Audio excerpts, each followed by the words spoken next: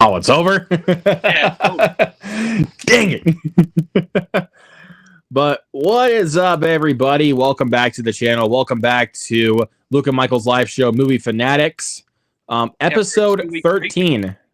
After a 2-week hiatus, we're back, everybody. So thank you guys so much for your patience on this wait. We're sorry. It's just life gets in the way. Yeah. And, yeah. But anyways, of course, my co-host Michael's here. Of course, like he's always here. What's up, man? How you doing? Doing good. Needed this 2-week break. Me too. I mean, like you said, life gets in the way. And another thing to say, life sucks. Life sucks. Or if you quote Vince McMahon in that one WWE segment, he goes, "Life sucks, and then you die." Or to quote Samuel L. Jackson from The Hitman's Bodyguard, when life gives you shit, you make Kool-Aid. Kool-Aid, yeah. Yes. But yeah, guys, we got a bevy of topics to talk about right here. You guys can see in the background, we have like Beetlejuice 3 is in the works now. The Academy is now going to recognize stunts, which I like, which we'll talk about later. And also HBO has announced the new Harry Potter series cast, which I don't care. Then why'd you bring it up? Because I know you're a Harry Potter guy. I'm not like the biggest Harry Potter guy, but well, we can definitely talk about it. If any of our watchers are Harry Potter fans, we do. Okay, yeah, let's put it that way. That'll probably do the trick for you. But of course, again, if you guys are not subscribed, please do so. Hit that big red subscribe button down below, and also click on that bell so you don't miss a future video. Well, there you go, Ethan. Yep, there we go. Ethan is in the chat. Says Harry Potter fan right here. There you go. Chicken jockey, which we'll probably get into talking about that. We're gonna talk about some of the shit that's been going on, especially with our first topic. Let's just get right to it. Yeah, weekend box office. Let's get right to it. What's cooking? What was cooking at the weekend box office? Let's take a look. So Minecraft has had a 52% drop with $78 million. Go figure. This movie is doing crazy numbers at the box office, which it makes sense because of the IP. Like, this movie is like freaking Mario movie syndrome, but we've seen like some of the news as of recently with all the craziness that's been going down in the cinemas, like drunk, what seems like high as fuck teenagers, just causing a ruckus. Bunch of idiots.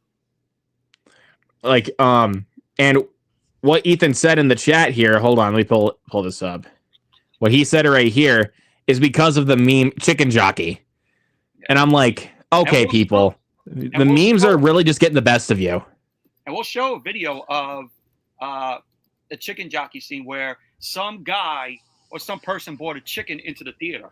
A live chicken, to be precise. The theater. Like, I'll actually pull up a clip on my phone because, honestly, as immature as it is, it's honestly kind of funny. Like as immature as it is, it's honestly funny. This movie's making a lot of money. It looks awful to me. Hey, you know what I say, dude? Don't knock it till you try it. I did see it, and it's actually really fun. Like, it's stupid. It knows it's stupid. Like, the film understands its assignment. And it's honestly really funny. Let's see if I can freaking find the chicken jockey thing. Or you want to wait until we get into the topic? We don't have that as a topic. Oh, okay. I was about to say, because I don't remember you pitching that to me. Yeah. I'm just trying to find the freaking video here. I actually have the clip right here. Oh, you got it? Yeah, let me just stop the screen right there. It's coming from YouTube here. And here's the clip here. All right, we'll pull it up. Bigger here. All right, let's go. All right, so here it is.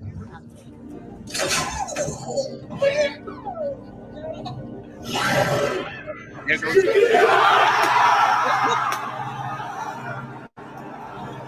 Look, this is right there. Look, here it is.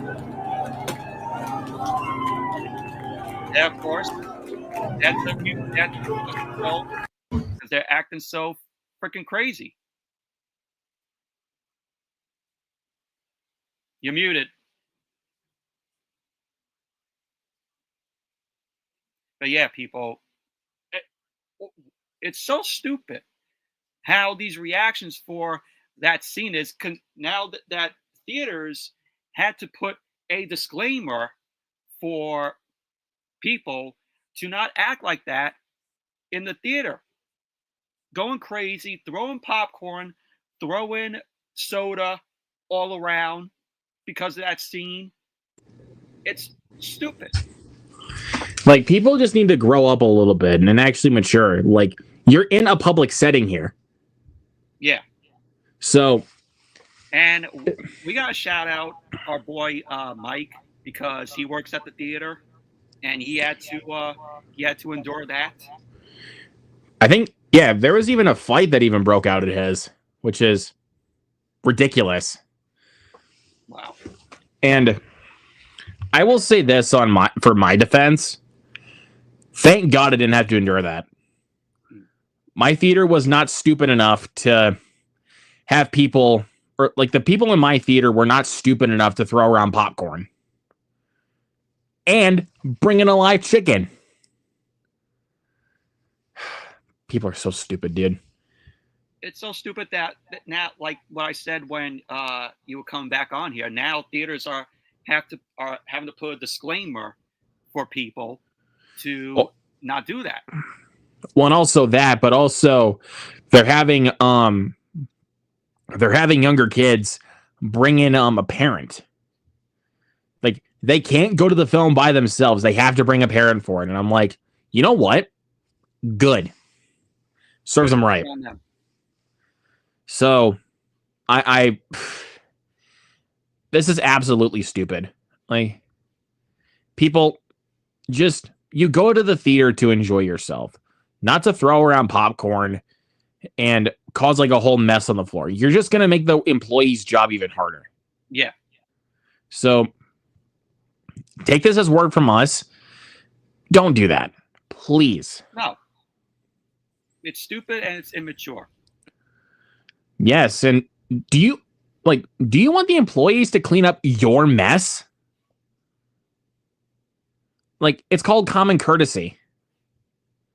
Clean up after yourself. Exactly.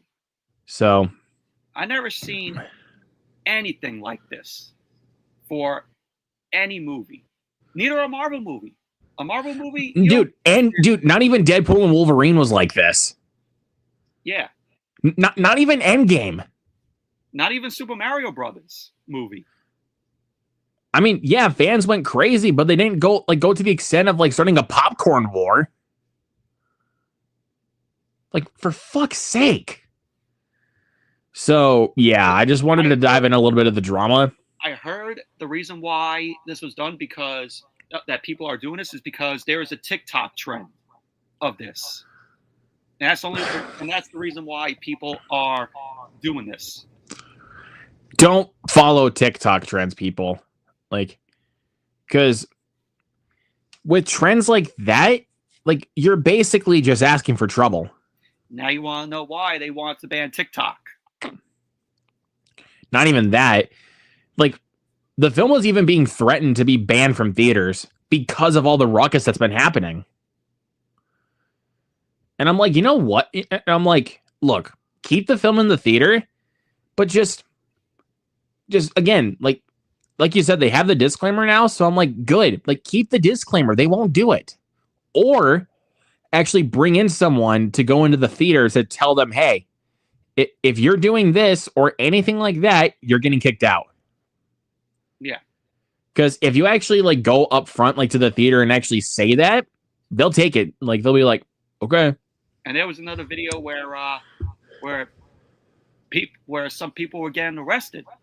I saw the cops came to the theater and arrested these guys that were going crazy, or that started the melee. Well, another thing is, the cops came because there was actually. I know there was one where the cops came because there was kids that actually snuck into the theater. They didn't even buy a ticket or nothing. And I'm like, and it's like, yeah, serves them right. So, again, I'm glad the film is still making money. It's just people need to stop with the ruckus. You know what I mean? Exactly. Because the whole ruckus is just getting so out of hand. So, yeah, just wanted to quickly get into the drama here because this is absolutely ridiculous and unacceptable. So, this makes me not want to see the movie even more. Just wait till it comes to physical at this point. Like, I'm just saying, man. I mean, it's not that bad. Just wait for physical at this point because of everything that's happened. So, but anyways, yeah. But I enjoyed the movie. So, to be fair, I enjoyed it. So yeah, Minecraft's still making money. King of Kings at $19 million on its opening weekend. Amateur at $14 million. Not looking too great. Which he did see, and after him telling me about the film, yeah, saving my money. Look, I'm just saying you can watch it. Like, go ahead and watch it for yourself, man. I'm not trying to make you be like, oh, he said it's not great. So I'm just saying, man, if you want to go see it, do it. Like, do it. Like, it's your money, dude. Like, you don't got to listen to me or nothing. Just see it for yourself. You might end up loving The Amateur. And you know what? Good on you. So, hey, T-Girl. What's up? T-Girl, what's going on, my friend? Thank you so much for being here. T-Girl, do you want to come up and be our guest? If you want to, we can send you the link. Yeah, Luke could send you the link. Yeah. We would love to have you on. Let's see. Fourth is Warfare at $8 million. As was to be expected for any A24 film. Which I'm looking forward to seeing the film. I might see it tomorrow, maybe. Yeah. That trailer really impressed me. I'm gonna wait until probably until streaming, unfortunately. But this is a maybe. T-Girl, we're talking about the weekend box office, and we said if you want to come up as a guest, Luke will send you the link in the chat here. Yeah. Anyways, yeah, with Warfare, my theater obviously did not play it because they barely get anything A24. They didn't get the Iron Claw when it came out. My theater did get the Iron Claw. That's shocking. That's the first one they got was the Iron Claw. Because that was A24. That was A24. That was the first one they got. And then they got Civil War, which I was so happy my theater did get it. I was like really, really happy. So yeah. Anyways, but yeah, Warfare, I'm still gonna check out at some point. Hopefully this weekend I can try to make my way out to go see it. Because I heard it is a big screen experience. So I want to get to that one. And then number 5, clocking into the top 5 to close it all out, is Drop. With $7 million. I did go see that on Thursday night, last Thursday. Michael, I literally shit you not, dude. Nobody else was there. Tell how the movie's gonna do. Well, no, that was just a Thursday night showing, dude. Like, that's just Thursday night. I don't know how I did on Friday because that was when I went and saw The Amateur. But yeah. So yeah, I saw Drop on Thursday with Justin, and Really, really solid movie. Glad Christopher Landon did something original. So, really, really cool movie. T Girl says, I'm more of an art house film girl. I couldn't add anything to the conversation. That's fair. That's fair. Totally fair. But yeah, Luke, if you want to post a link for her, if you want to come up, T Girl, Luke will post a link. Yeah, just let us know. But yeah, Drop, really, really solid movie. I will say, I did have there was one problem I did have with the film that was the same problem that I have with Trap from last year. There is moments where they bend the laws of logic, where it's like that would not happen in reality. Like it didn't bother me like so much, like because I can for sure just suspend my disbelief, but there are times where I have a limit. So they did that. They do that a few times in this one. The same, and they do that a lot in Trap. But I was willing to accept it with both movies. But yeah, Megan Fahey was great. Brandon Sklenar, he was really solid in the movie too, and really solid stylistic choices that Christopher Landon does. So yeah, and this is, and I will tell you this right now, Michael, it is not a horror movie.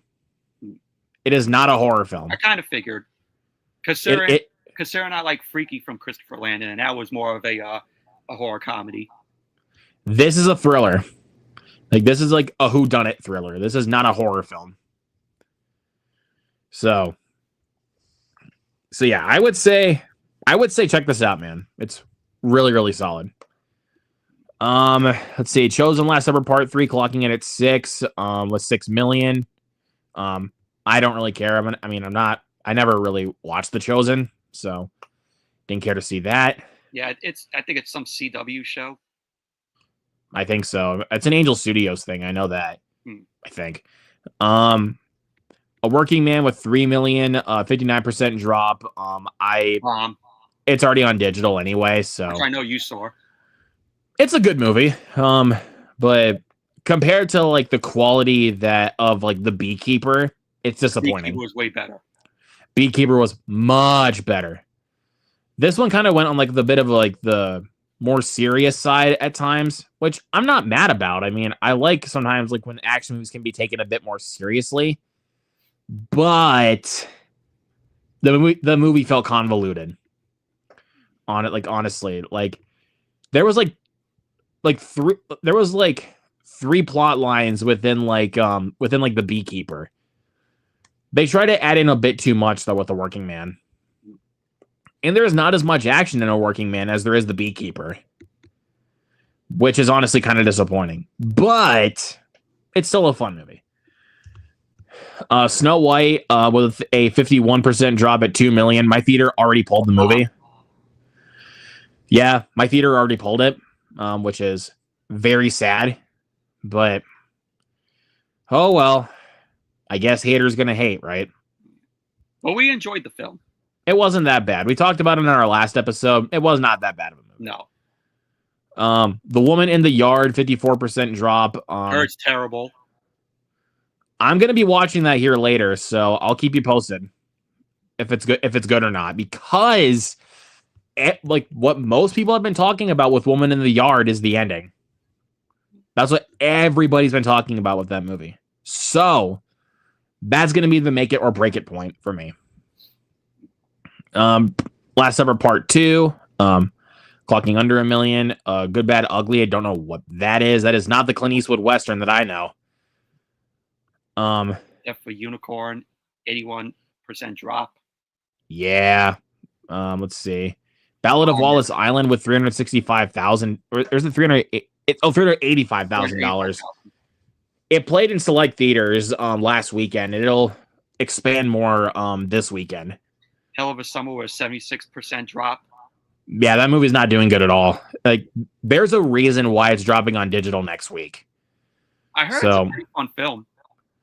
I mean, I want to see what Finn Wolfhard has up his sleeve as a director. So, because I think he would do good as a filmmaker. See The Friend, that was a 64% drop. Captain America 75% drop. It's coming out on Blu-ray soon, 4K. It just got its digital release today, so. Mm-hmm. And Mickey 17 with a 67% drop. 67% drop. God damn it. Wrong. Yeah, sorry about to do that again. Anyways, Black Bag with a 73% drop. It's on digital now, so. And The Day the Earth Blew Up with a 63% drop. Didn't even get $100,000. Excuse me. Bless you twice. But yeah. Luke says he's gonna be watching The Day the Earth Blew Up after we wrap up. Yeah, I'm gonna be checking out The Day the Earth Blew Up. It just hit digital today, so yeah, I'm very excited to finally check it out. Been hearing a lot of good things.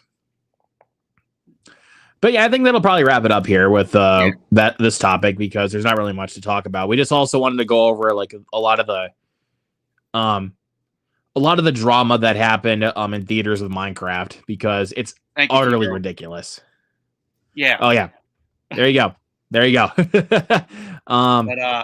Eddie's in the chat. What's going on, buddy? He says haters gonna hate, ain'ters gonna ain't. That's pretty good. But this upcoming weekend is gonna be a big weekend with Sinners coming out.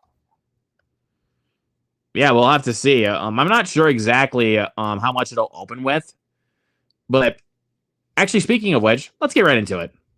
Oh, I clicked it twice. Let's talk about the first reactions to Sinners.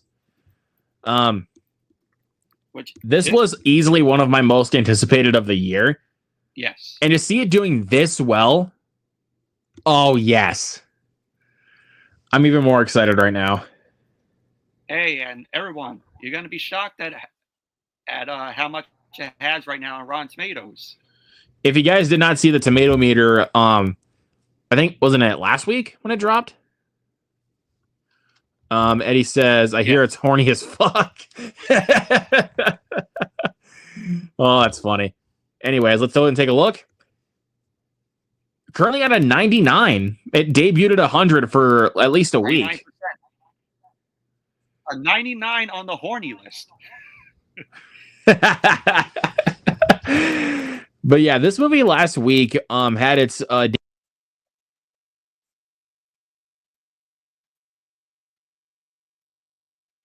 Your audio cut out. Audio cut out. But yeah, 99%. That is very good for this film. It's going to be a 2-hour and 17-minute film. It's going to be a horror film starring Michael B. Jordan, directed by Ryan Coogler, which I really enjoy Ryan Coogler as a director, because he directed Fruitvale Station with Michael B. Jordan also in it, which is very underrated. It's a great film based on a true story. He also directed Black Panther, which I really enjoy as well. Yeah, dude, Ryan Coogler is quite the director. Like, I love Creed. Have you ever seen Fruitvale Station? Love Fruitvale Station. Great movie. Sad movie. It's a sad one, but it's really fucking good. He also directed, of course, Black Panther films, which I like the first one. No, I don't. Oh my God, his mic cut out again. There you go. All right, you just want me to do this for a little while until I cut out again? Yeah, no, that's better. That's better. Because if I cut out again, I'm going to have to use my phone to do this. Yeah. That's better. We can still hear you. Okay, good. But yeah, this is pretty awesome to see that Sinners is doing so well. So what were you saying about Black Panther?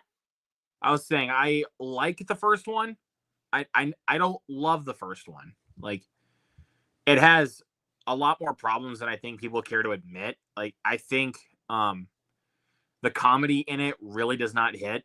And I think the CGI in the film looks god awful. Like, but again, I love like the world building of Wakanda and whatnot. And I like the characters, and I love Killmonger as the villain. Yeah. It's just some of the ideas that they try to execute was just not very good. It's been a while But since I rewatched the film. But I adore Wakanda Forever. I think that movie Yeah, I is think. 10 times better. Yeah, I think. He says Nick Cage is scaring me. Please get rid of him. This is not long legs Nicolas Cage, Eddie. Eddie, he's giving you a sinister look to you. All right, let's go ahead and continue. Let's take a He look at knows the. Eddie. He knows you're watching. All right, let's take a look at these reviews. There you go, So Eddie. There you go. He's off now. from Doug Jameson on the Jam Report, says nothing short of cinematic magic. 4.5 out of 5. Let's see, from Dominic Griffin of Looper.com. The film is a gargantuan undertaking, and its heights will reverberate. Yeah, through pop culture and the foreseeable future. Some of its bigger swings don't quite connect and suggest that it is possible for a movie to try to be too many things at once. With a 7.5 out of 10. Once again, Ryan Coogler and Michael B. Jordan proved to be one of the great director-actor partnerships in Hollywood. Sinners is a surprisingly deep and thoughtful film in genre wrapping, which will hopefully broaden its audience. Very compelling. Robert Daniels says this collision of Queen of the Damned and From Dusk Till Dawn offers plenty of spectacle, even if it offers few new wrinkles to the vampire mythology, especially as it relates to the film's southern setting. Michelle Kisner. Sinners is a sexy, raw, occasionally funny, visceral gut punch of a flick that masterfully juggles various genres and tones. Now that is actually awesome to hear. Baiko Ganio says, so far, best film of 2025. The Michael B. Jordan and Ryan Coogler hot streak continues. Beautifully presented, incredibly executed, and with more bite than expected. 4 out of 5. That's great, dude. It's honestly crazy to hear right now. This is the best movie of the year because, currently, as of right now, my favorite movie of the year is Mickey 17. So that could change. It's too early to say what my favorite film of the year is because I only seen Companion, Mickey 17, and Snow White, yeah. Love Hurts. Love Hurts. Yeah, Love Hurts. Yeah, I saw, but oh wait, Last Breath. That's the other one. Last Breath. Yeah. Gotcha. Okay, so we'll see with like Warfare and Sinners for you. Maybe those might do the cake for you. Yeah. Let me see. Oh, Eddie's got a good one. My favorite review so far of Sinners is from Playboy magazine. Damn, this one is horny ass. This is one horny ass vampire movie. We're dripping just writing this. I'm not surprised. I can't wait for both of you to see Sinners. I saw it again this morning. Lucky you, Hunter. Lucky you. Take me with you. I want to see it. Anyways, yeah. Megan Navarro says music is a conduit in Sinners. No, I was trying to read the conduit word. And I couldn't quite tell. Making an electric lively first horror effort from Ryan Coogler. Here's to hoping is far from the last. 4 out of 5. That is awesome, dude. Dan Morrell says Ryan Coogler has said that he put more of himself on the screen as Sinners than ever before. If this is the result, I hope that he does it more often. Trace Severar says Sinners doesn't just mark a return to form for Coogler. It signals a filmmaker who's still evolving, still chasing the limit of what a big, strange, soulful movie can be. And she rated it a B+. He or she rated it a B+.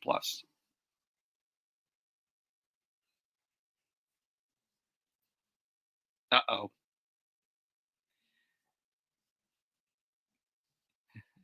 That's why I said the same thing.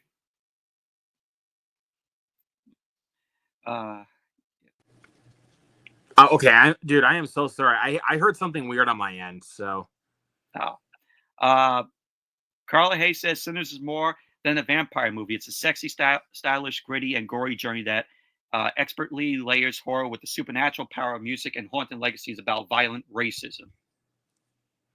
it's pretty cool. Kristen Lopez says it's weird. It's got an extended step dancing scene and it's horny. It's brash. It's exciting. Sinners is everything. Now that's a reveal that Eddie would love because he loves the word horny. Yeah, but I think we read the reviews that we really needed to read and also we've known what we needed to know about Sinners. Yeah. Hunter says, honestly, if the Oscars were tomorrow, I would crown Sinners to win Best Picture. Probably, honestly. And he writes horny in 5 different fucking comments. Wow. That's honestly pretty hilarious. But what do you guys think? Are you guys excited for Sinners like we are? Let us know. And also, these first reactions are honestly very crazy. Good. So, yeah, this is pretty awesome. So, anyways, let's go ahead and get into the next topic. Tom Hiddleston has teased his return for Loki in the MCU. Yes, which I like. I like that he's doing this. That he's coming back to become as Loki again. He says Haley Steinfeld is one of my celebrity crushes. Who wouldn't say that at this point? Anyways, let's go ahead and get right to it. Tom Hiddleston teases Loki's return in Avengers Doomsday. It's not over yet. Comes to us from Deadline. So thank you, Deadline. Deadline. Yep. So let's go ahead and take a look at the article. We just Tom Hiddleston is set to reprise his role of Loki in Avengers Doomsday in his return to the Marvel Cinematic Universe. I'm very excited, Hiddleston told Comic Book. It's really remarkable that I can talk about it because mostly I'm in a position of knowing and not being able to say anything. It's been an extraordinary chapter of my life playing Loki, and it's not over yet. Good. Hiddleston has played the anti-hero across the MCU, starting with 2011 Thor. He reprised the role in the Avengers, Thor: The Dark World, Age of Ultron, Ragnarok, Infinity War, and Endgame. So, yeah, I'm really interested to see how this will all go down because also actors confirmed for Avengers Doomsday include Chris Hemsworth, Anthony Mackie, Vanessa Kirby, Paul Rudd, and Florence Pugh, who will be seen in Thunderbolts. Florence Pugh. There you go. Yeah. I just like saying Poe because when you say Pew, it's like pew pew. Pew pew. I get that, but there you go. They're all confirmed to come back for Avengers Doomsday.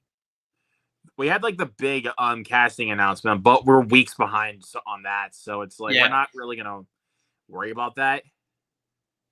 Yeah. So and Avengers Doomsday is set to hit theaters next year in May, and has also planned Secret Wars in May of 2027. So yeah, pretty awesome to hear that Tom Hiddleston might be returning to play Loki. Which, speaking of which, if you guys are fans of Tom Hiddleston, look forward to in June with his new film, The Life of Chuck. T-Girl says about Sinners, sounds like a guy-by movie, but moving on. Do you think there's a chance Secret Wars could potentially top Endgame if the story is led in the right direction, and depending on how things play out with Doomsday? No. Honestly, no. Endgame is your top MCU film. Nothing could top Endgame. I actually prefer Infinity War over Endgame. I prefer Endgame. I think, to be completely honest, like there were just some things in Endgame that kind of bother me. Like, I hate it. I really do not like the way they did Hulk in that movie. I really don't. The way they did Hulk in that movie, honestly, they did him dirty. He's selling tacos. That I thought was stupid. Like, that's where I'm like, really? This is the direction you decided to take Hulk? Like, I that's didn't not mind, I that's didn't not mind Hulk. that. I mean, Like, that's not my Hulk. Like, I like my Hulk to be pissed off and angry. Infinity War, I was like, it's okay, but I thought Endgame was so much better to me. I I Aside love from I love Infinity War. aside from the issues that Endgame has, if you take that out, it's a perfectly good movie. Like, it's a perfect movie. It's just, if they didn't do Hulk dirty like that, maybe it would be like a perfect movie to me. It's just I don't like the way that they do Hulk in that movie. Oh, Eddie's going on with T Girl saying, "Oh, ever seen Pootie Tang?" Man, Eddie's like so obsessed with Pootie Tang. He wants us to Apparently see it. so, yeah. He wants us to see it. I don't know, man. I saw Life of Chuck a few weeks ago, and damn it, great. Mark Hamill is amazing in this. That's awesome to hear, dude. Also, you lucky bastard, you got to see Life of Chuck already.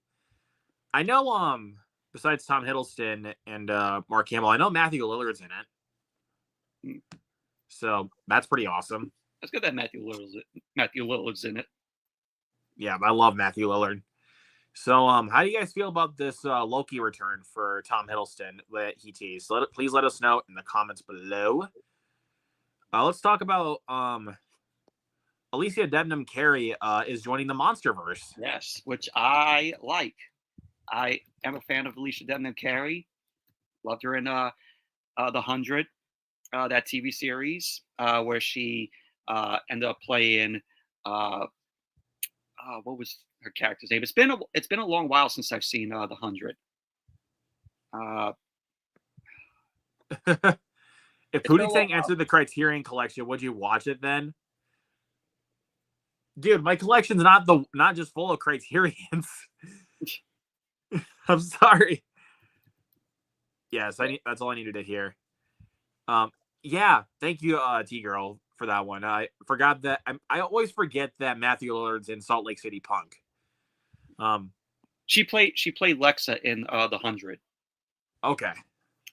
Yeah, which she was good in that. I like the whole chemistry between her and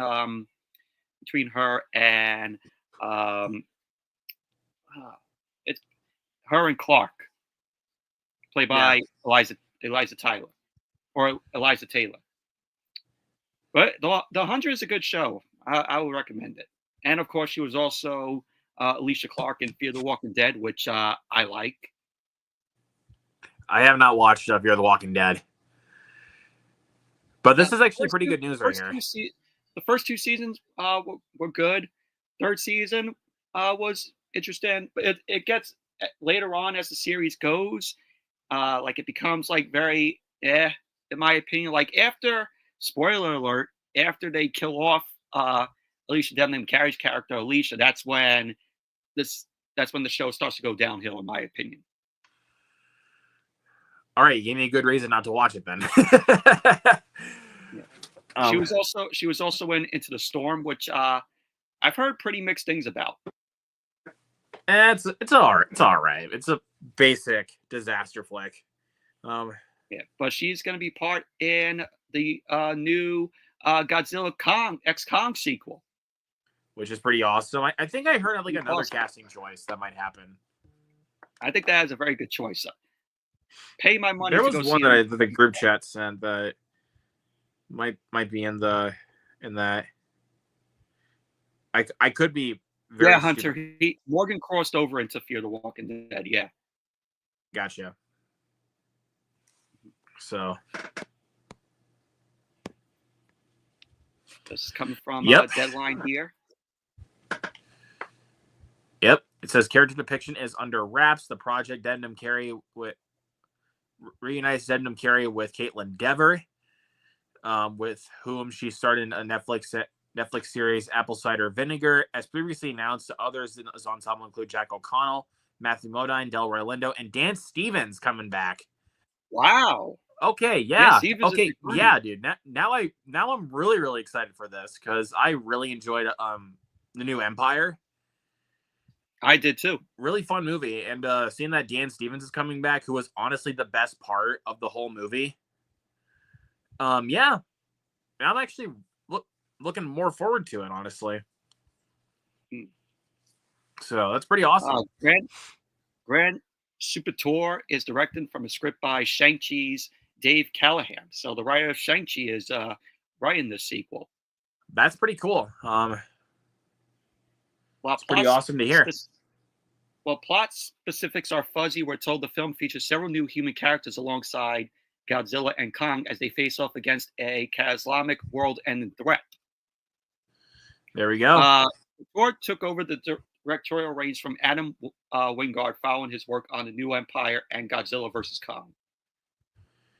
Yeah, he did I thought Adam Wingard did a great job with Godzilla vs. Kong and then Godzilla X Kong, The New Empire. Really solid direction. So yeah, but this is pretty cool news. And seeing also that Dan Stevens is coming back for this for the sequel. Yeah, you got me sold, dude. So how do you guys feel about this news? Please let us know in the comments. Even Eddie's asking Hunter, "Oh, have you seen Pootie Tang?" Jeez, dude. Jeez.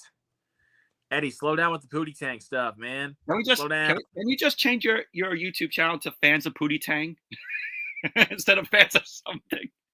Yes, please. Fans of Pootie Tang. Yeah. Anyways, let's go ahead and go to this next topic. Beetlejuice 3 is in the works. Yeah. This is honestly some really good news. I heard a rumor saying that this third movie might be called Beetlejuice. I mean, it would actually make sense though, because the last one was called Beetlejuice. So they could do that and then try to make us be like, oh no, we can't say it a third time. Yeah. Actually, here for the hell of it. There you go. Beetlejuice is comfortably sitting in my background. I still have yet to get it on physical. Shit. I might have to send if you want me to, man. I might have to send that your way. But yeah, Warner Brothers summons Beetlejuice 3 sequel. Yeah, Beetlejuice gave us a weird ending that would totally make sense in the third film. It left it off not for the way Beetlejuice ended. I didn't see it leaving off for a sequel. It didn't necessarily end in like a cliffhanger, but yeah, I can see that it definitely let itself open for one. In a way, it kind of did, but I'm just saying it kind of felt like at the same time they kind of didn't. Says we could only assure that Tim Burton will return to direct. Of course, he has to come back. He's the only person that can handle Beetlejuice, so yeah, we are certain that the powers that be will tell the film Beetlejuice. Honestly, I don't want to even say it out loud. The last thing I need is that weirdo in a suit popping up in my life. Humor from the writer of this article. The news came during an interview that Warner Bros. CEOs Mike DeLuca and Pam Abdi did with Deadline recently. When asked if there's another Beetlejuice sequel, Lucas simply said, imminently, the ink might not be dry on the deals yet, but imminently. We could expect that Michael Keaton will return as Beetlejuice, as well as Jenna Ortega and Winona Ryder reprising their roles. Delia is with her husband in the great beyond, so we probably won't see her again. But it remains to be seen if Lydia is truly done doing ghost stories and what Astrid is up to in life now. Either way, we are down for a Beetlejuice sequel. Beetlejuice sequel. The writer kind of botched there and put Beetlejuice 3 sequel. Yeah, just another, or they should have just said a third Beetlejuice movie. Yeah, but since that was in the article, they also confirmed that we might get a new Gremlins and Goonies movies in the works, which is pretty interesting. But I think we really needed to focus on the Beetlejuice news. Yeah. All right. My thoughts: new Gremlins. Okay, if they could do the practical puppets again. Goonies sequel. Fuck that. I don't Who want knows? Goonies. Fuck that. Again, we'll see what happens. So, if they're doing another Goonies, don't screw it up. No, I can't. Fuck the Goonies sequel if it gets made. We'll see what happens. But a third Beetlejuice, I'm not against in the slightest. So, God, you guys are really wanting me to watch Pootie Tang. Luke hates when I talk Pootie. He's missing out. I don't know. All right, Eddie. If you want, you can have Luke do a Pootie Tang watch along, and then you could join him for it. I don't know about that, there, T girl. What do I got to do to make you watch Pootie? I don't know what you got to do. Make him do a Kraven the Hunter watch along, and then hell no, and then he'll watch Pootie. Why I order? Oh God, that's the only way you would get him to watch Pootie Tang. Why I order? Just stop with Kraven the Hunter, dude. Seriously. See, I made T Girl laugh. She likes that idea. Wow. As Squidward would honestly try to say, another day, another migraine. Oh my God. Oh Jesus.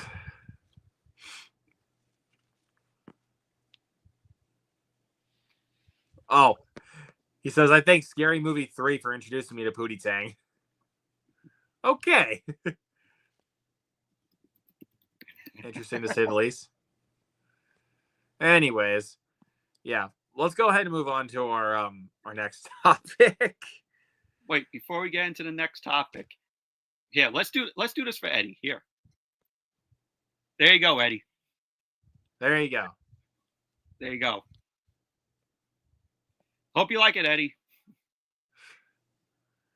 At least Chris Rock is in the lead. Is the lead role? Is the lead guy? He's not the lead role in it. He's a supporting character. Oh, supporting character. Yeah, Lance Crowther is Pootie Tang there. Yeah.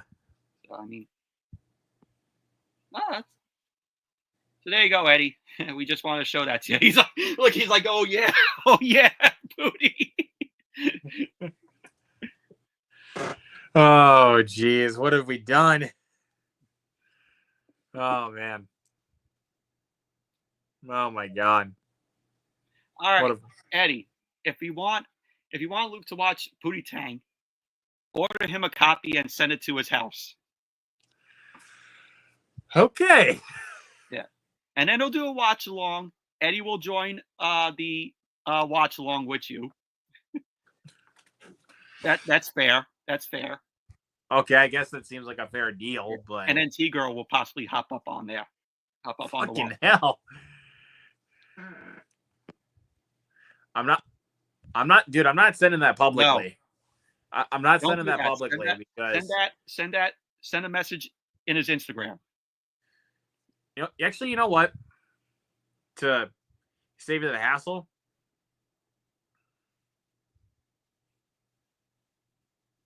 One second. Do you have him on Instagram? I do, but hold on. All right, there you go. Just 1 second. Just to save you the hassle, buddy. If you want me to watch it so bad. Hold on. Uh-oh. There you go. Oh, look at that. He ordered it. Ordered it. I ordered it. Oh, no. Oh, no. All right. Eddie, what did you do? You want me to save you the hassle, Eddie? Oh, my God. He did order it, Eddie.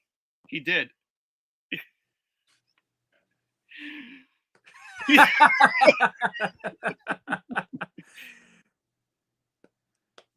I thought I found your C girl. I thought I did. Hold on 1 minute. Yeah, I couldn't find you, T girl, on Instagram. I think I did.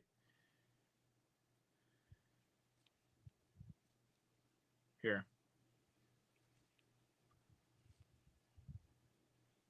But yeah, now you just made Eddie's night probably. Honestly, I think I did. Anyways, yeah, let's just go ahead and move on. Yeah. Oh, let's talk about something here for Eddie. Let's talk a little bit about James Cameron's use of AI. Yeah. Unbelievable. He said that he's only doing this just to cut the cost. Yeah, he's only doing this to cut cost. Let me see. So this should be very fun to talk about. Yep. To cut costs. Here we go.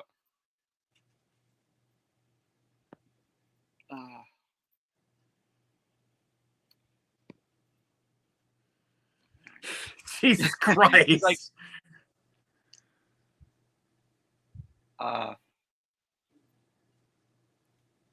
like, and now James Cameron talk, I'm creaming my shorts tonight. Yeah, you're creaming your shorts. First Luke orders Pootie Tang, and now James Cameron. What, man, you're having a good night tonight, Eddie. Yeah. All right, let's take a look. Let's take a look here. Get this to work. It wants to use AI to cut the cost of filmmaking without laying off half the By staff. the way, T-Girl. Just By found the way, it. So T-Girl, anyways, I let's sent keep you a going. request on Instagram. Yeah. Anyways, let's go ahead and keep going. Yeah.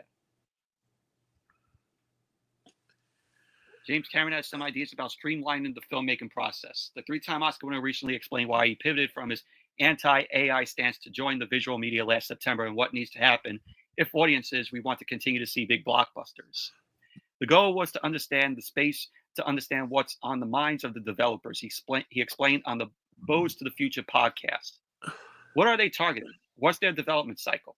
How much resources you have to throw at it to create a new model that does a purpose-built thing? And my goal was to try to integrate it into a visual effects workflow. And it's not just hypothetical. Yeah. If we want to continue to see the kinds of movies that I've always loved and that I like to make, and that I will go to see, Doom Part 2 or one of my films or big effects, heavy CG, heavy films, we've got to figure out how to cut the cost of that in half. Okay. It's pretty interesting to say the least. Yeah. See if there's any more. Cameron continued. That's not about laying off half the staff and at the effects company. That's about doubling their speed to completion on a given shot. So your cadence is faster and your thought put cycle is faster. And artists get to move on and do other cool things and then other cool things, right? That's my sort of vision for that. Wow. But also, yes, T-Girl, I did get the account. Anyways, let's go ahead and continue. Cameron previously referenced in his hit 1984 film Terminator as he denounced the use of AI. In 2023, I want you guys in 1984, and I warned you guys in 1984, and you didn't listen. He told CTV News, emphasizing that the weaponization of AI, the biggest danger, but he doesn't believe it that has the ability to write a quality film. I just do. Personally believe that I just don't. God, yeah. that is so off. The writer probably misprinted. Probably there. Yeah. I just don't personally believe that a disembodied mind that's just regurgitating what other embodied minds have said about the life that they've had, about love, about lying, about fear, about mortality, and just put it all together into a word salad and then regurgitate it. I don't believe that has something that's going to move an audience, he said.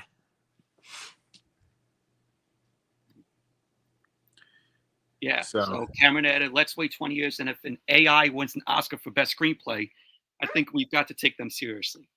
Yeah. I don't think AI is going to be a Oscar category. yeah, I really don't think so. But I don't know. But I mean, we see how AI is. AI could be used good and it can be used pretty badly. for sure, I mean, it just depends on like the on how it's used is what it is. Like it depends on like how it's used. But I don't know, And James honestly. What Cameron used AI for the recent I think 4K releases of True Lies and The Abyss, which if you watch the films from back in the day, he did not use CGI in any of them. yeah, but now he used it in those, but again, I'm not trying I don't want to get like, too on the nose about James Cameron. I mean, he's literally one of the greatest living directors of all Without time. a doubt. He's one of my favorite directors as well. But, you know, there are some things that he says that, he's like, oh, I hate film grain. I like everything on digital. I like everything digital. Yeah, so that's kind of I'm that's why I'm not like the biggest fan of like, so of like the stuff he says. But I still will always respect him as a filmmaker because he again is a living legend. It's just some of the stuff he says is yeah. Um I don't know. But anyways, yeah, that's basically kind of our take and our read of the article on it. So just want to get this out of the way. I want to hear what Eddie thinks in the chat about this news. I don't know. I don't know what he'll say, but let's see. I'm trying to remember. We got a couple more. Oh, thank you, T girl. Hey, no bad mouthing Cameron. I'm sorry. I'm not bad. I'm not trying to bad mouth him. I'm sorry. I know he's your favorite director, Eddie. I'm sorry.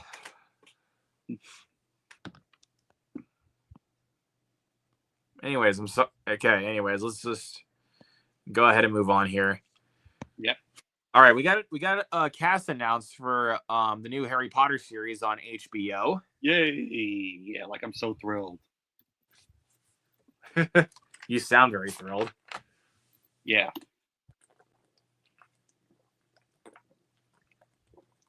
Yeah. I'm like, we're doing it. We're doing this for Harry Potter fans. So I'm not a Harry Potter fan, so we're doing it for you guys who are fans of Harry Potter. All right, let's get right to it. So, Harry Potter HBO series confirms casting for Dumbledore, Snape, McGonagall, Hagrid, and more Hogwarts staffers. So this comes to us from Variety. Mm-hmm. Let's go ahead and take a look. So, yep. It's officially going to go. Yep.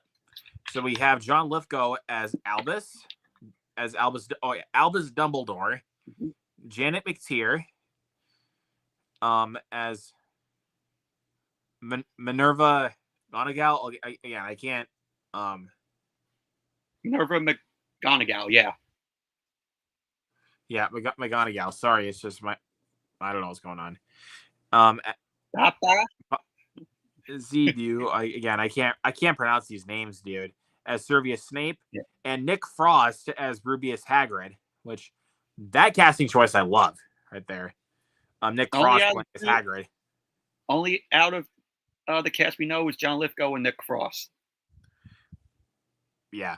It had previously been reported that all 4 actors were in talks for the show. In addition, Luke Fallon has joined the recurring role of Gwyneth Quirrell. Paul Whitehouse will appear in the recurring role of Argus Filch. So, it says we are happy to announce the casting of John Lithgow, Janet McTeer, Papa Essedu, Nick Frost, Luke Fallon, and Paul Whitehouse to play Dumbledore, McGonagall, Snape, Hagrid, Quirrell, and Filch. Says Francesca Gardiner. showrunner and executive producer. Mark Mylod, director of multiple episodes and executive producer. Mark Mylod, director of the movie The Menu, which you guys have not seen. The Menu, check it out. We're delighted to have such an extraordinary talent on board, and we can't wait to see them bring these beloved characters to new life. So yeah, there we go. Confirmed actors for the highly anticipated series. When it comes to the main roles, Harry, Ron, and Hermione, HBO launched an open casting call in the fall with over 30,000 submissions. The show is expected to begin filming this summer. HBO is describing the show as a faithful adaptation of the book series, exploring every corner of the wizarding world. Each season will bring Harry Potter and its incredible adventures to new and existing audiences. Yeah, this is going to be interesting here, to say the least. Yeah, for all you Harry Potter fans. Yeah, I actually love the Harry Potter movies. I mean, I'm not like the biggest fan. I don't like watch them like religiously, but I think all 8 films are all great. Yes, even Half-Blood Prince. I really don't care. I love Half-Blood Prince. But yeah. But my favorite, I'm going to be honest with y'all, for the Harry Potter movies, my favorite has always been Prisoner of Azkaban. No question about it. Actually, when I was a kid, my favorite was Chamber of Secrets, but my favorite now is Prisoner of Azkaban. I just love the style that they decided to do with Prisoner of Azkaban. So if you guys are Harry Potter fans, let us know how you're feeling about this. Now, this news right here makes us very happy. This will be at the 100th Oscars, I think, in 2028, right? Yes, this will be presented at the 100th Academy Awards in 2028. That's exactly what I was asking. Let's just go ahead and just discuss this like back to back. We don't really need to pull up an article on it. Yeah, because this is something I've honestly wanted to see as a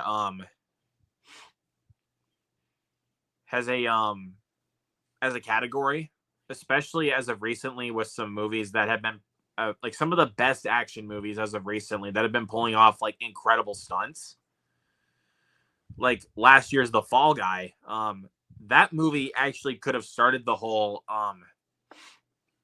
stunt category for the Oscars, but it didn't, because that movie is like a love letter to stuntmen. So I don't know why it did, but like you think about stuff like the John Wick movies, like if the stunt category existed, those would be nominated for sure. Yeah, the Mission Impossible movies, same thing, incredible stunt work. So, and like I said, stuff like The Fall Guy, like any action movie you can name with some incredible stunt work. Or I could even say Bullet Train has really good stunt work. And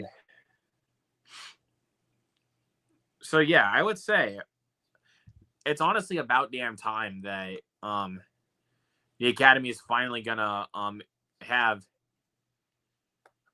acknowledgement for stuntmen, because these people put their lives on the line just to make these possible. Well, thank you, T-Girl. Let me see. I agree, but still fun listening to their passion. Thank you so much, T-Girl. We really, really appreciate that. T-Girl, follow us back on Instagram. Yeah, for sure. But anyways, I like how she said to Eddie, she was like, "Oh, something we've already we've only just met. No dinner, no movie." Oh, that's pretty funny. Hey, T-Girl, he might give you dinner, and the movie that he'll put on for you will be Pootie Tang. Probably. But yeah, this is great. What's your take on this? I think it's good. I think this is good. Finally getting a new category for the Oscars that they haven't done before. I think this is very original, and that they're acknowledging, stunts of stunt people, doing stunts for films, because they put their bodies on the line. I mean, I can even say with something like Love Hurts. I mean, the movie's not that great, but those stunt people put their bodies on the line.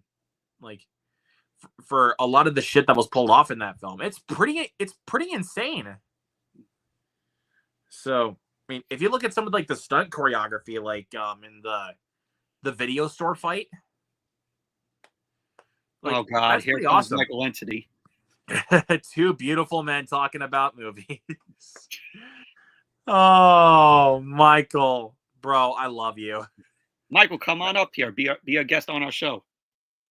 He said, I think he said he'll be off work tomorrow, so I'll probably have him on a stream tomorrow for we're watching Final Destination. Nice. So, because I need to get those done before Bloodlines comes out. So, also, yeah, very much so. But it's pretty crazy. But like I said, with something like Love Hurts, I mean, the movie's not that great, but it's pretty crazy to see how the stunt people behind that film put their bodies on the line for that movie, because the stunts that are pulled off in it are pretty crazy.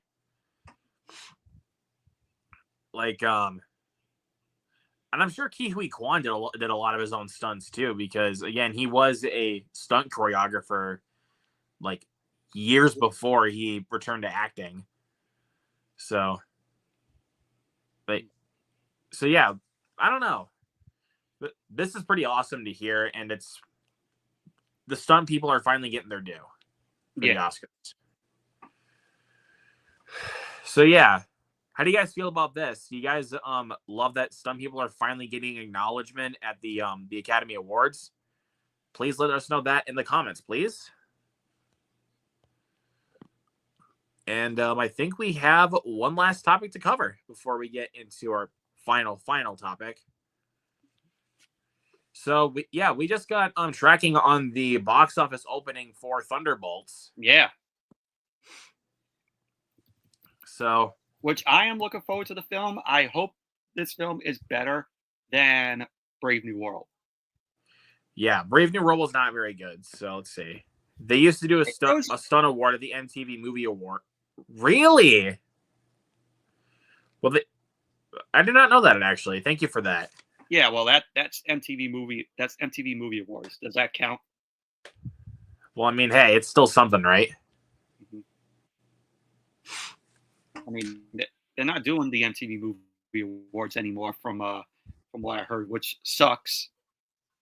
I actually liked watching the MTV Movie Awards, especially the one when Kevin Hart and The Rock hosted to promote Central Intelligence. That was really funny. Anyways, let's go ahead and talk about the Thunderbolts tracking.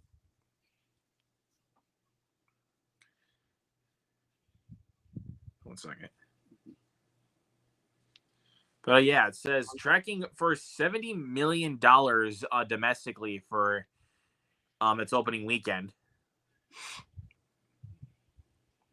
The superhero pick, introducing a new team of anti-heroes and villains to the big screen, hopes to grow that number by the time it kicks off the summer box office season May 2nd. Also, this comes to us from The Hollywood Reporter. Mm-hmm. According to tracking, the tentpole is headed for domestic debut the 63 million to $77 million range, with a target number of $70 million. While a fair number in and of itself, that's on the lower end for the Marvel Cinematic Universe title opening in summer. Disney insiders said there's plenty of room for growth. Nothing that the film's ragtag team of anti-heroes and villains are making their appearance on the big screen for the first time, so aren't a known property. The studio says the response to the film has been strong among those treated to early screenings, as well as among theater owners who saw footage of Thunderbolts at CinemaCon last week. Several exhibitors, along with rival studio execs, told THR that the film looked potentially fun and appealing. Oh, that's good to hear. Really good to hear, actually. Mm-hmm. Disney's well-oiled marketing machine has 3 weeks left to unleash the heart of the campaign for the movie, which stars Florence Pugh, Sebastian Stan, David Harbour, Wyatt Russell, Olga Kurylenko, Hannah John Kamen, and Julia Louis-Dreyfus, among others. So yeah, this is pretty good news right here to hear about with Thunderbolts. Yeah. Especially with that kind of thing that they're going for. It's pretty Florence awesome. Pugh told Empire Magazine in a recent interview with the Thunderbolts cast and crew, it ended up becoming this quite badass indie A24 feeling assassin movie with Marvel superheroes. Just hearing that from Florence Pugh, I'm like, yeah, this is going to be good. There's a certain amount of that beef tone in it because this is from the same guy that did this is from the same guy that directed the Netflix, I think it's a Netflix show called Beef that was also produced by A24. So it said there's a certain amount of that beef tone in it that does feel different. There's an emotional darkness that we brought to this that is resonant, but doesn't come at the expense of comedy. Universal's The Fall Guy was shipped out the summer. Yeah, thank you for coming, T Girl. Really appreciate it. Universal's The Fall Guy was shipped out the summer box office last year. Drove into its domestic debut with only $27 million, which is very sad. Right there. So I think with this one, we actually might have a good summer kickoff this time because like I said because like they said right here, we're $27 million. The Fall Guy was a pretty big budgeted movie. So yeah. So I think with this one, with Thunderbolts, we're going to get a good opening for the summer. Hopefully we don't get another summer full of bombs. I hope not. Because let's see, we have like I said, we have Thunderbolts. We have Superman. Yep. We got Fantastic Four. Lilo and Stitch. Which they just posted a small little clip from the film. For Superman, right? No, for Fantastic Four. Oh yeah, that's right. I thought you said for Superman. But they actually did do a 5-minute first look for Superman, which looked really good. I'm honestly gonna avoid that. Just because I saw the trailer and I was like, that's good enough. That is good enough. I want to see where the rest of the movie leads. But anyways, yeah. Like I said, we got that. We got Superman. Like Fantastic Four. I was trying to remember what else we got. We got F1 coming up in June, F1, which I'm looking forward to.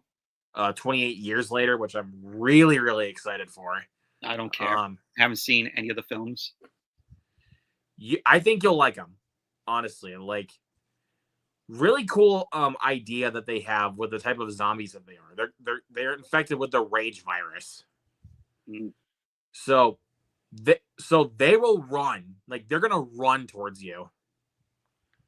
So, and because they're infected with a rage virus, bro, I'm telling you right now, like they're gonna dash towards you, like they're gonna go fast. It's like World War Z, where we had fast zombies as well. But 28 Days Later did that before. 28 days and 28 weeks later did that way before World War Z, and honestly better. Like they honestly did that better. Yeah, I mean, I like World War Z. Then I want you to check out 28 Days Later and 28 Weeks Later. I want you to check those out then. Or hell, maybe I might do watch-alongs for those to build up for 28 Years Later. So, yeah, I'm really excited for 28 Years Later. How to Train Your Dragon, that looks really, really good. Even though I heard it's going to be, people are saying it's going to be a shot-for-shot copy of the animated film. There's going to be more things expanded, though, because the film's nearly 2 hours long. So that's good. Let's see. I'm trying to think. The new A24 film Materialists coming up with Pedro Pascal, Chris Evans, and Dakota Johnson. Really looking forward to that. I didn't see the trailer for that.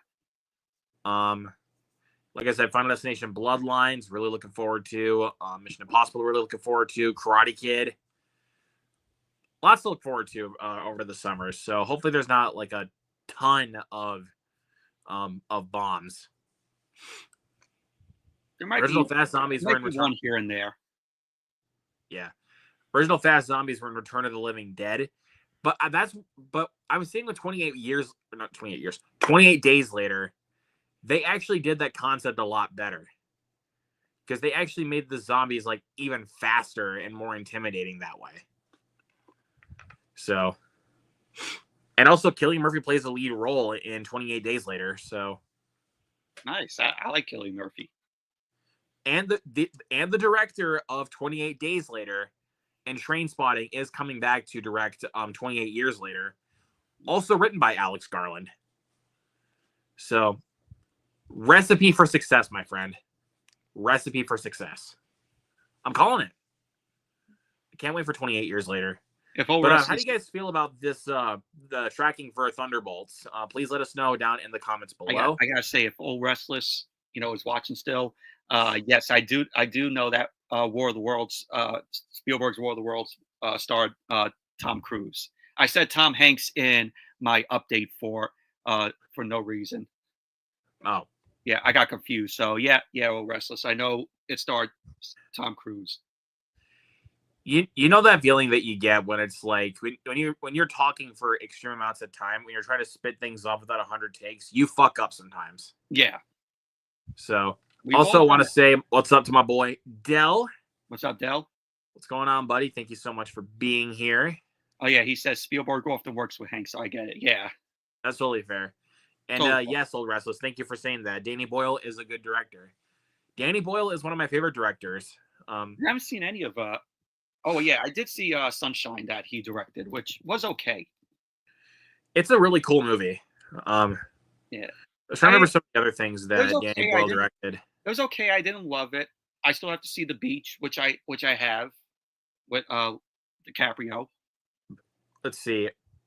This one is not like a rewatchable film, but I think you should experience 127 Hours.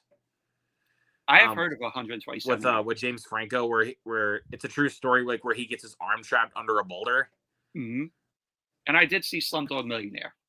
Fantastic movie right there. Love Slumdog Millionaire. That was what put Dev Patel in the public eye. So yeah. And Trainspotting, like I said, favorite movie of all time. Have not seen both of those films. And let's see, Shallow Grave, his very first film. Very, very overlooked movie. I've seen it. I haven't seen it, but I remember seeing this trailer on the VHS for Robots as a kid. A movie called Millions. Where like this bag of like millions of dollars falls from the sky, and it kind of becomes this like one thing between two brothers, where it's like one brother wants to spend it on property, and one brother wants to help poor children. It seems like a really touching story. Again, I have not watched it, but I do want to see it. Let's see another movie called Yesterday, where basically a guy wakes up and nobody remembers the Beatles, so he basically plays their music and tries to make everyone remember the Beatles. Oh wow. Really, really good movie. It's got freaking Himesh Patel in there and also Lily James. Really good movie right there. Steve Jobs. Have not seen it. I'm not talking about the Jobs movie with Ashton Kutcher. No, this is Steve Jobs with Michael Fassbender playing Steve Jobs. And also freaking Seth Rogen playing Steve Wozniak. Yeah, it's got Michael Fassbender, Kate Winslet, Michael Stolbar, Catherine Waterston, Seth Rogen, and Jeff Daniels. Yeah. I was trying to think. And also written by Aaron Sorkin. One of the best writers out there. So yeah. Cannot wait to see what Danny Boyle has up his sleeve for 28 Years Later. Let's see. Dell says, I love 127 Hours, Slumdog Millionaire, OG Trainspotting. Haven't seen the second. Watch the second one, dude. It's really good. Steve Jobs is really good. Yes, sir. So Yeah, And he Michael. says I would do 30 things to Lily James. TMI, dude. But yeah. So, Michael, as my suggestion to you, man, I want you to check out more of Danny Boyle's movies. Because he's a really, really good director. Yeah, I mean, I seen Sunshine, which was okay. Like I said, I didn't love it. Love Slumdog Millionaire. Also, The Beach. I still got to watch with Leo DiCaprio, which I've That's heard a pretty good one. But 27 hours, I'll give a chance at some point. But the main ones I want you to watch are Train Spotting and 127 hours, 28 Days Later. So, The Beach is good. Honestly, it's a good movie. Not his best one, but it's still pretty good. All right. Final topic of the night. Physical media. Let's get right to it. So, Michael, you got anything you want to show? Yes, I do. I have a lot to show. All right. Go ahead and go for it, my man. Well, this one I picked up. I did a review of it on my channel. Very good movie, directed by Robert Mulligan, who directed To Kill a Mockingbird, a masterpiece, Summer of '42, which hopefully at some point I'm going to send Luke a copy of this film for him to watch because it's very good. Very All good right. story. Wrestler says, I know Michael is going to show off his Craven. Let's not do that right now. I already showed it already. I already showed it off in, I think, the last episode. I think it was 2 episodes actually prior. Yeah, but 2 episodes prior. Yeah. Let's not go there right now. So. He says Luke and Michael Craven fanatics. Let's not go there. Let's not go there, please. Yeah. Then I got this movie. Haven't seen it, but have heard of it from I think like a YouTube video of somebody talking about it. And it's called Heroes with Henry Winkler, Sally Field, and Harrison Ford. Different type of role for Henry Winkler to play in the film because he wanted to get away from not just being known as Fonzie from Happy Days. Yeah, for sure. So we'll check out this one at some point. This one here, an 80s film, The Last American Virgin, from MVD Rewind Collection. Film that stars Lawrence Monosin, Diane Franklin, Steve Attin from The Goonies, and Joe Rubo and Louisa Moritz. Moritz. I think that's how you pronounce her name. But it also comes with a poster inside. The poster is pretty cool. The poster is the same poster as the other cover here. But we'll check this out. Her has a very awesome, good soundtrack. All right. It's a typical sex comedy. And then I picked up this bad boy, the Arrow release of Deep Blue Sea on 4K. Love that box set, dude. Yeah. Now I'm gonna show you all what it looks like. Steps out like this. Inside you get the 4K, you get a poster, and you get a book talking about the film. So show off the poster here. And it's two-sided. So on this side you get the original poster. And the other side you have the poster that is on the cover here of the 4K. There you go. And then you have the book here, just talking about the film, essay book. Yep. With pictures here. I think I got that with there. The True Romance Blu-ray that I got. Yeah, you got LL Cool J there. Thomas Jane. And here's the 4K. And inside of the 4K, you get these like these postcards. Kind of. So you got the shark there. And on the back, you get like a little saying, like greetings from Aquatica.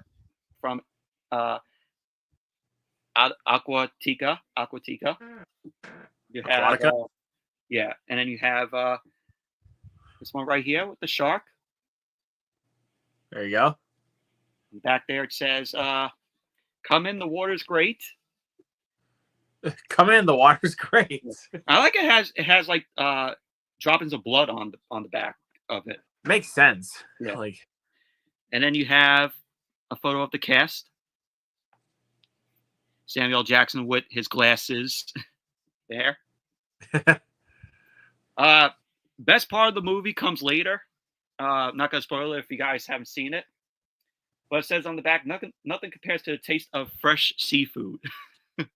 yep. But yeah, that's what you get in the 4K here of Deep Blue Sea. Very awesome set. Has a lot of good features on it. So definitely pick this up. It's worth the money. If you love Deep Blue Sea, pick it up. And it is to me, this is the Jaws of the 90s. For sure, it is. For sure. So that's the Arrow 4K release of Deep Blue Sea. And then I picked up the 4-film Deja Vu collection of the Matrix films. It comes with the first film all the way to Matrix Resurrections. Love the first Matrix film. I haven't watched it in a long while. And I haven't watched it in maybe 16 years. The last time I watched this film was when I was in high school and they played it for my film class. So that's what made me really enjoy it. Like when I first watched the film in film class in high school, I was like, whoa, like I had a Keanu Reeves moment, like how he says, Whoa. Whoa. Whoa. But it was it was groundbreaking for its time. I took a How to Make a Movie class in high school, and they actually did play The Matrix. That was actually when I watched it for the first time. I was a sophomore in high school by then. I fell in love with it, dude. I do, and I also do have the 4K of The Matrix. I have a separate slipcover copy and also the trilogy pack. But this also has Matrix Reloaded, Matrix Revolutions, and the Matrix Resurrections, which I haven't seen any of the sequels. I did like Reloaded. Do not like Revolutions, but I actually do like Resurrections. So it does come with the Blu-rays. It does come with the Blu-rays of all 4 films and the 4Ks. I really like this Blu-ray disc color for what's this, Resurrections. There, It's green, very green. And then here are the 4Ks. just plain old black discs. Plain old black discs, yeah. I don't know if it has the features though, but I'll check them out. If the first 3 has features, but I'll look into it. Yeah.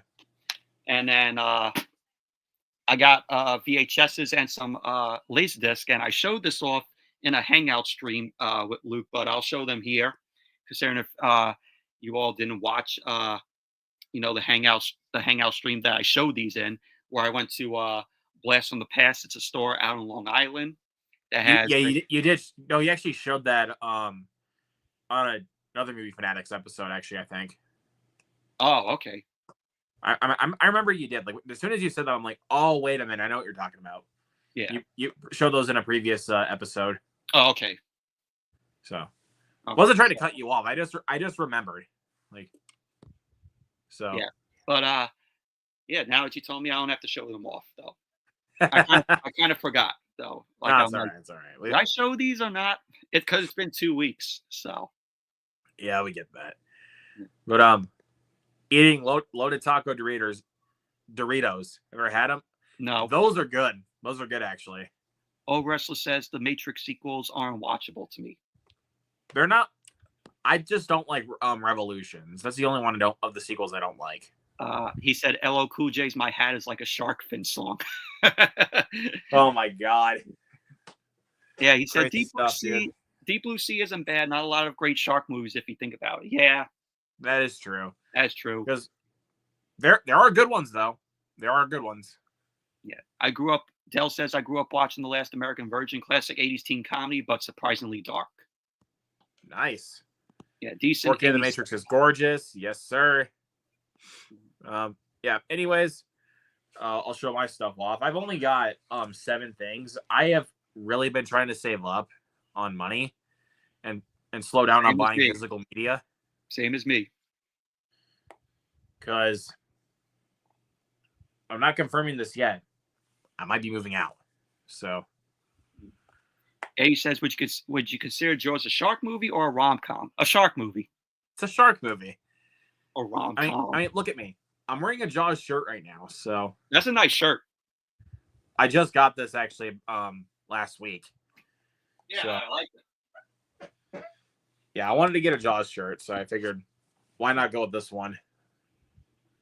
Yeah. Little comic book looking t-shirt. I just want to get the Jaws shirt where it has like the poster of the shark on it. Yeah. Yeah, so I've only gotten 7 things. Which, I do have my theater next month, my Alamo Draft House, is having a movie party for Jaws, which I got my ticket for. So I'll be hopefully seeing Jaws on the big screen. But I do want to say, but besides, I have Hard Eyes coming in on Thursday. I got to get Hard Eyes. I completely forgot it was released today. Yeah, so yeah, I got that coming in, and of course, Pootie Tang. I did show that on live. Anyways, got that, and also Honora coming in on Criterion in a couple weeks. So, again, I'm trying to slow down, but you know how it is. Again, I might be moving out soon, but I don't know. It's not confirmed just yet. But anyways, I'll go ahead and show the 7 things here. So, meh with this one. They finally got Mufasa, everybody. I'm a completionist, you guys. Okay. You know what? It's on Disney. It's on Disney Plus. So hopefully someday I'll give it a watch. I'm a completionist, so yeah. But I got this one to probably do a roast fest at some point. And I got to send Michael a copy of Flight Risk. Yeah, I'll need a pilot. Yeah, I'll need a pilot. I'm gonna send you a copy of this here very soon. I'll be definitely giving it a watch. I mean, like I sent you The Crow, so fuck it, I guess. I still haven't watched it. It's unopened still. It's really not that bad though, man. I promise. It's not that bad. And then I got You know what? I would buy that because I want to see the deleted and extended scenes to it. I don't know. I'd watch this one again though. Just, for 83 minutes of like turn your brain off fun. It's fun enough, but yeah, it's okay. Ke Huy Quan is the best part of the movie. Like, yeah. As well as the action sequences. The action sequences in that movie are awesome. But the movie, way too much going on. Especially for 83 minutes. Like, I kid you not, people. That movie is only 83 minutes. That's way too short. Yeah. All right, next up, I did pick up Dogman. This is a very, very cute movie. A bit overstuffed in the 3rd act, but really, really solid movie. Like, here's the thing. How does this not get a 4K, but Love Hurts does? This is a much better looking movie. I digress. Anyways, also did pick up A Complete Unknown on 4K. Really, really good movie. Watched that again not too long ago. I also did buy Companion on 4K. I still need to buy that. One of the best movies of the year so far. One of my favorites. And then one of my top 10 of last year, Sonic the Hedgehog 3 just got a physical release today. I had to stop in at Walmart to go and pick this up. I love this movie. It's not the Shadow Steel book. My Walmart didn't have the Shadow Steel book, so There you go. Completely sold out. But you know what? I'm fine with this actually. I mean, it's actually a nice because actually, cover, like seeing the slipcover in person is actually a lot better. Like if you actually can kind of see, it's a little bit more glossy. You can kind of see. I mean, it's not like embossed or anything, but it's nice and glossy. So, and for you guys, I'll also go ahead and see if I can do a quick unboxing here. There we go. Nice unboxing. So, and I got to do a watch along for this at some point because I did a watch along for the first two.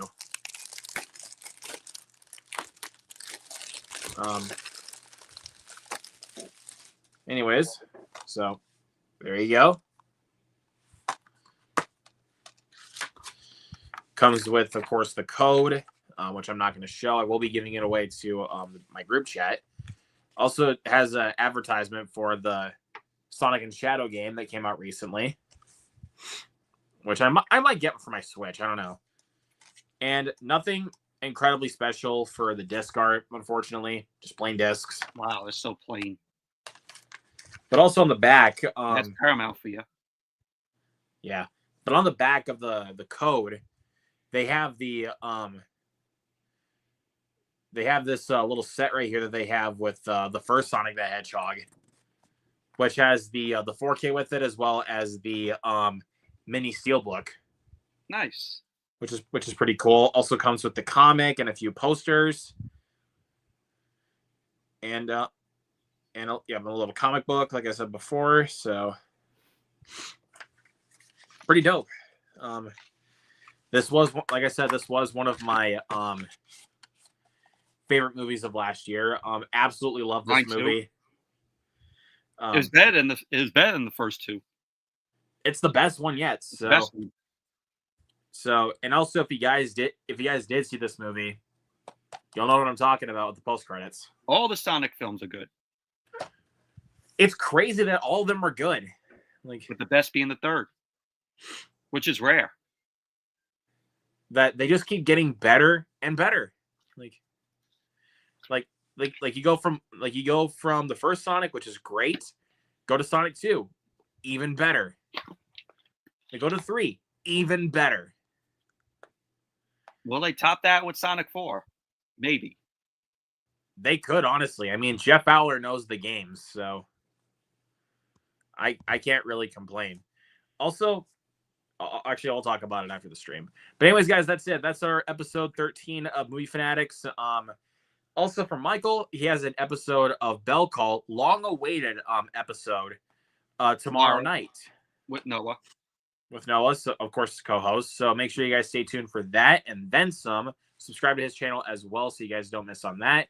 Yep. And also, what are you guys waiting for? Subscribe to me as well, so you guys don't miss a post. And also click on that notification bell, hit that thumbs up as well.